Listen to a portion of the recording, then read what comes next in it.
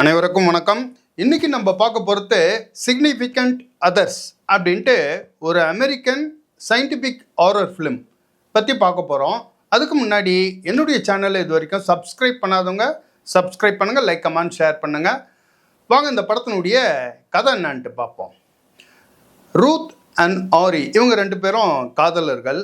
இப்போ ஆரி என்ன சொல்கிறாரு, ஒரு காட்டு வழியாக போயிட்டு ஒரு ட்ரெக்கிங் மாதிரி போயிட்டு டென்ட்டெல்லாம் அடித்து உள்ளேயே விறகெல்லாம் வச்சு சாப்பிட்டு ஒரு 2 நாள் ஜாலியாக இருந்துட்டு வரலாம் அப்படின்னு சொல்லி ரூத்தை ஒரு அடர்த்தியான காட்டுக்கு ட்ரெக்கிங் மாதிரி கூட்டுன்னு போகிறாரு.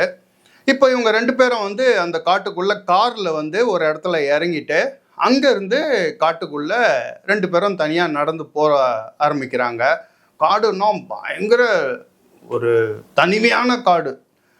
இதுக்குள்ளே நடந்து போயிட்டே இருக்கும்போது ஒரு விண்வெளியிலேருந்து ஒரு பறக்கும் தட்டு அந்த காட்டுக்குள்ளே இறங்குது.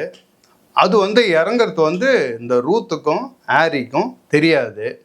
இவங்க பாட்டுக்குன்னு உள்ளே போயிட்டு ஜாலியாக டென்ட்டெல்லாம் அடித்து சாப்பிட்டு இவங்க அப்படியே அங்கங்கே உள்ள ட்ரெக்கிங் போயிட்டு இருக்கிறாங்க.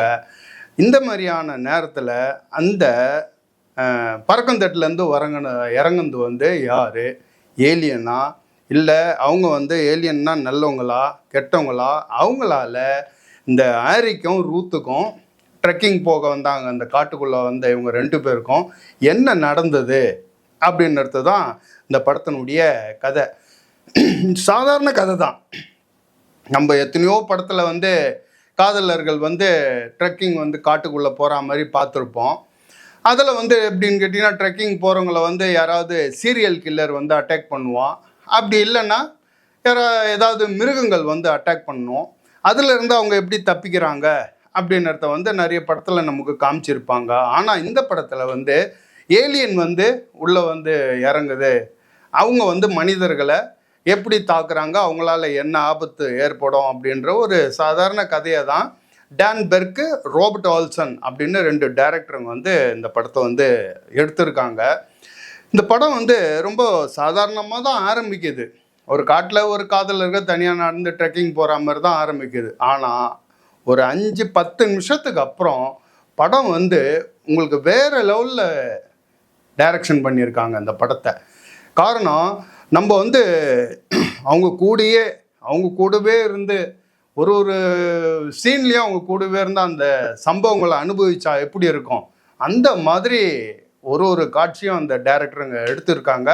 இந்த ஆரி ரூத் அப்படின்ற கேரக்டரில் மைக்கா முன்ரோ, ஜாக்கல் லேசி அப்படின்ற 2 பேரும் நடிச்சிருக்காங்க. 2 பேரும் பிரமாதமாக ஆக்டிங் பண்ணியிருக்காங்க. முக்கியமாக அந்த கிளைமேக்ஸ் சீன்லலாம் சூப்பராக பண்ணியிருக்காங்க.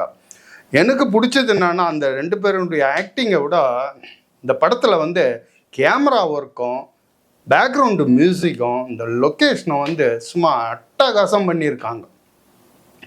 ஒவ்வொரு சீனும் அந்த மியூசிக்கை நம்மளை போட்டு அலற விட்றாங்க.